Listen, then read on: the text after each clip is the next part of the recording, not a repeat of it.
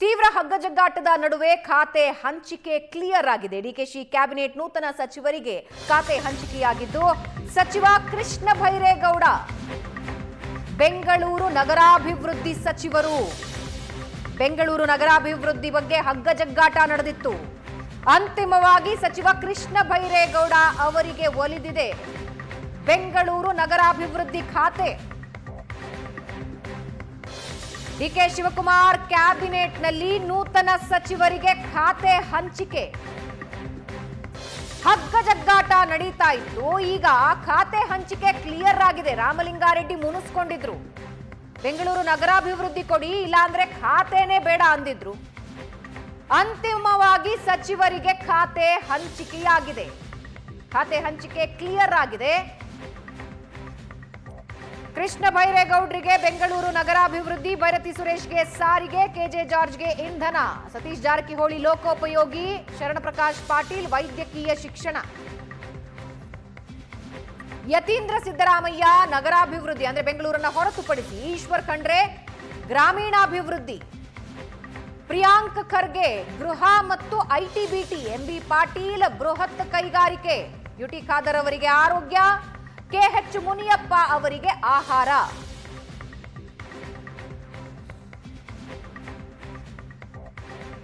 ಪರಮೇಶ್ವರ್ ಅವರಿಗೆ ಕಂದಾಯ, ಕೆಎಚ್ ಮುನಿಯಪ್ಪ ಅವರಿಗೆ ಆಹಾರ.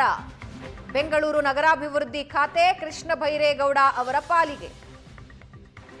ರಾಮಲಿಂಗಾರೆಡ್ಡಿ ಜಲಸಂಪನ್ಮೂಲ, ನನಗೆ ಜಲಸಂಪನ್ಮೂಲ ಬೇಡ, ಬೆಂಗಳೂರು ನಗರಾಭಿವೃದ್ಧಿ ಕೊಡಿ, ಇಲ್ಲ ಅಂದ್ರೆ ಬೇಡವೇ ಬೇಡ ಅಂದಿದ್ರು. ಅಂತಿಮವಾಗಿ ಎಲ್ಲವೂ ಸಾಲ್ವ್ ಆದಂತೆ ಕಂಡು ಬರ್ತಾ ಇದೆ, ಕ್ಲಿಯರ್ ಆದಂತೆ ಕಂಡು ಬರ್ತಾ ಇದೆ.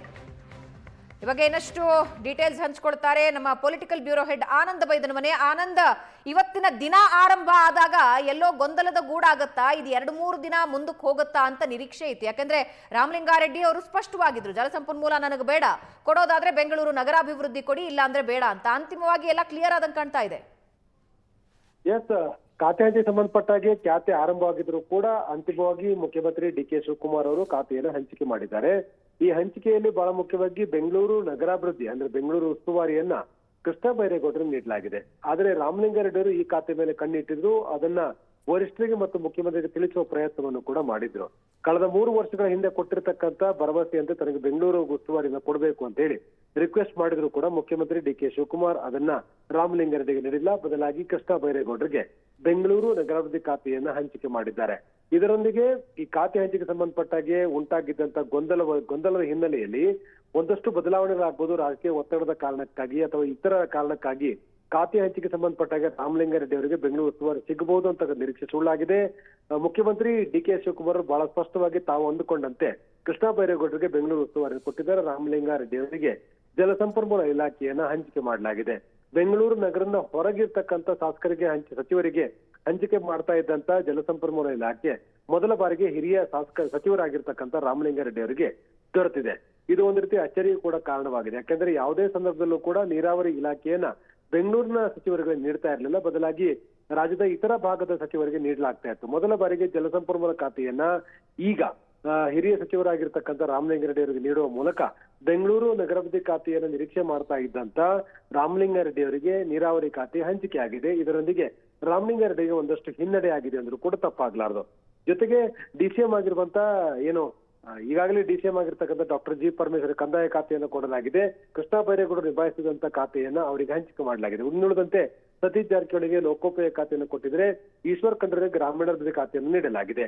ಪ್ರಿಯಾಂಕಾ ಖರ್ಗೆ ಅವರಿಗೆ ಗೃಹ ಖಾತೆಯನ್ನು ನೀಡಲಾಗಿದೆ. ಎಸಿಸಿ ಅಧ್ಯಕ್ಷರು ಆಗಿರ್ತಕ್ಕಂಥ ಮಲ್ಲಿಕಾರ್ಜುನ ಖರ್ಗೆ ಅವರ ಪುತ್ರ ಪ್ರಿಯಾಂಕಾ ಖರ್ಗೆ ಅವರು ಗೃಹ ಖಾತೆ ಮತ್ತು ಐಟಿ-ಬಿಟಿ ಖಾತೆಯನ್ನು ನಿಭಾಯಿಸುವ ಜವಾಬ್ದಾರಿಯನ್ನ ಅವರಿಗೆ ನೀಡಲಾಗಿದೆ.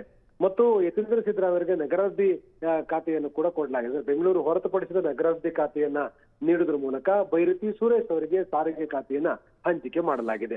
ಮತ್ತು ಬಹಳ ಮುಖ್ಯವಾಗಿ ಯುಟಿ ಖಾದರ್ಗೆ ಆರೋಗ್ಯ ಖಾತೆ ನೀಡಲಾಗಿದೆ. ಸ್ಪೀಕರ್ ಆಗಿದ್ದಂತ ಯುಟಿ ಖಾದರ್ಗೆ ದೊರೆಯತಕ್ಕಂತ ಖಾತೆಯ ಬಗ್ಗೆ ಸಹಜವಾದಂತಹ ಕುತೂಹಲ ಇತ್ತು. ಅಂತಿಮವಾಗಿ ಯುಟಿ ಖಾದರ್ ಅವರಿಗೆ ಆರೋಗ್ಯ ಖಾತೆಯನ್ನ ಹಂಚಿಕೆ ಮಾಡಲಾಗಿದೆ. ಇನ್ನುಳಿದಂತೆ ಸತೀಶ್ ಜಾರಕಿಹೊಳಿಗೆ ಲೋಕೋಪಯೋಗಿ ಖಾತೆ ಮೊದಲು ಅವರು ಅದೇನು ನಿಭಾಯಿಸ್ತಿದ್ರು, ಈಗ ಅದೇ ಖಾತೆಯನ್ನ ಹಂಚಿಕೆ ಮಾಡಲಾಗಿದೆ. ಆದ್ರೆ ಭಾರಿ ಬದಲಾವಣೆ ಏನಾಗಿಲ್ಲ. ಕೆಜೆ ಜಾರ್ಜ್ ಅವರು ಇಂಧನ ಖಾತೆಯನ್ನ ಈ ಹಿಂದೆ ಕೂಡ ನಿಭಾಯಿಸಿದ್ರೆ, ಈಗ ಅದೇ ಖಾತೆಯನ್ನು ಮುಂದುವರಿಸಲಾಗಿದೆ. ಜೊತೆಗೆ ಪ್ರವಾಸೋದ್ಯಮ ಖಾತೆಯನ್ನ ಹೆಚ್ಚುವರಿಯಾಗಿ ಅವರಿಗೆ ನೀಡಲಾಗಿದೆ. ಈ ಹಿಂದೆ ಪ್ರವಾಸೋದ್ಯಮ ಖಾತೆಯನ್ನ ಎಚ್ ಕೆ ಪಾಟೀಲ್ ಅವರು ನಿಭಾಯಿಸ್ತಾ ಇದ್ರು. ಆ ಒಂದು ಖಾತೆಯನ್ನ ಹಿರಿಯ ಸಚಿವರಾಗಿರ್ತಕ್ಕಂಥ ಕೆಜೆ ಜಾರ್ಜ್ ಅವರಿಗೆ ನೀಡಲಾಗಿದೆ. ಒಟ್ಟಲ್ಲಿ ಈ ಹಿಂದೆ ನಿಭಾಯಿಸಿದ ಹಿರಿಯ ಸಚಿವರು ನಿಭಾಯಿಸಿದ ಖಾತೆಗಳೇ ಬಹುತೇಕ ಮುಂದುವರೆದಿದ್ದು, ಬೆಂಗಳೂರು ನಗರಾಭಿವೃದ್ಧಿ ಖಾತೆಯ ಜವಾಬ್ದಾರಿಯನ್ನು ಹೊರತುಪಡಿಸಿದರೆ, ಜಟಾಪಟಿ ಹೊರತುಪಡಿಸಿದರೆ ಇನ್ನುಳಿದೆಲ್ಲವೂ ಕೂಡ ಸುಗಮವಾಗಿ ಖಾತೆ ಹಂಚಿಕೆ ಆಗಿದೆ ಅನ್ನೋದು ಕೂಡ ತಪ್ಪಾಗಲಾರದು. ಅಲ್ಲ, ಕ್ಲಿಯರ್ ಆಗಿದ್ದು ಹೇಗೆ ಆನಂದ್? S, convince ಮಾಡಿದ್ದೇನು? ಏನ್ ಮಾತುಕತೆ ಆಯ್ತು? ಹೆಂಗ್ ಕ್ಲಿಯರ್ ಆಯ್ತು ಇದು? ಈಗಾಗಲೇ ಬೆಂಗಳೂರು ಉಸ್ತುವಾರಿ ಜವಾಬ್ದಾರಿಯನ್ನು ವಹಿಸಿಕೊಡ್ಲಿಕ್ಕೆ ರಾಮಲಿಂಗಾರೆಡ್ಡಿ ಮುಂದಾಗಿದ್ರು. ಅವ್ರು ಈಗಲೂ ಕೂಡ ಅದೇ ಖಾತೆ ಬೇಕು ಅಂತ ಬಯಸ್ತಾ ಇದ್ರು. ಆದ್ರೆ ರಾಮಲಿಂಗಾರೆಡ್ಡಿ ಅವರ ಯಾವುದೇ ವಿರೋಧವನ್ನ ಮುಖ್ಯಮಂತ್ರಿ ಡಿ ಕೆ ಶಿವಕುಮಾರ್ ಅದನ್ನ ಸ್ವೀಕಾರ ಮಾಡಿಲ್ಲ. ಯಾಕಂತಂದ್ರೆ ಅವರ ಬೇಡಿಕೆಯನ್ನು ತಿರಸ್ಕಾರ ಮಾಡಿದ್ದಾರೆ. ಕೃಷ್ಣ ಬೈರೇಗೌಡರಿಗೆ ಆ ಒಂದು ಪ್ರಮುಖವಾಗಿರ್ತಕ್ಕಂಥ ಬೆಂಗಳೂರು ಉಸ್ತುವಾರಿ ಜವಾಬ್ದಾರಿಯನ್ನು ಕೊಡಬೇಕು ಅಂತ ಡಿ ಕೆ ಶಿವಕುಮಾರ್ ನಿರ್ಧಾರ ಮಾಡಿದ್ರು. ಯಾಕಂದ್ರೆ ಬೆಂಗಳೂರು ಉಸ್ತುವಾರಿ ಮೊದಲು ನಿಭಾಯಿಸಿದ ಡಿ ಕೆ ಶಿವಕುಮಾರ್ ಆ ಖಾತೆಯನ್ನ ಕೃಷ್ಣ ಬೈರೇಗೌಡರಿಗೆ ನೀಡಬೇಕು ಅಂತ ನಿರ್ಧಾರ ಮಾಡಿದ ಕಾರಣಕ್ಕಾಗಿ ಅಂತಿಮವಾಗಿ ಅವರಿಗೆ ಆ ಖಾತೆಯನ್ನು ಹಂಚಿಕೆ ಮಾಡಿದ್ದಾರೆ. ಆದ್ರೆ ಆ ಖಾತೆ ಮೇಲೆ ಕಣ್ಣಿಟ್ಟಿದ್ದಂತ ರಾಮಲಿಂಗಾರೆಡ್ಡಿ ಅವರ ಯಾವುದೇ ರೀತಿಯಾಗಿರ್ತಕ್ಕಂಥ ಒತ್ತಡವು ಕೂಡ ಡಿ ಕೆ ಶಿವಕುಮಾರ್ ಕ್ಯಾರೆ ಅಂದಿಲ್ಲ. ಇದರಿಂದಾಗಿ ಅನಿವಾರ್ಯ ಖಾತೆ ಹಂಚಿಕೆಯಲ್ಲಿ ರಾಮಲಿಂಗಾರೆಡ್ಡಿಗೆ ಒಂದಿಷ್ಟು ಹಿನ್ನಡೆ ಆಗಿದೆ ಅಂದ್ರೂ ಕೂಡ ತಪ್ಪಾಗಲಾರದು. ನೀರಾವರಿ ಇಲಾಖೆ ಅತ್ಯಂತ ಪ್ರಭಾವಿ ಇಲಾಖೆ ಆಗಿದ್ರು ಕೂಡ ಮುಖ್ಯಮಂತ್ರಿಗಳ ನಿರ್ಧಾರದಲ್ಲಿ ಅಂತಿಮ ಆಗಿದೆ. ಧನ್ಯವಾದ ಆನಂದ್.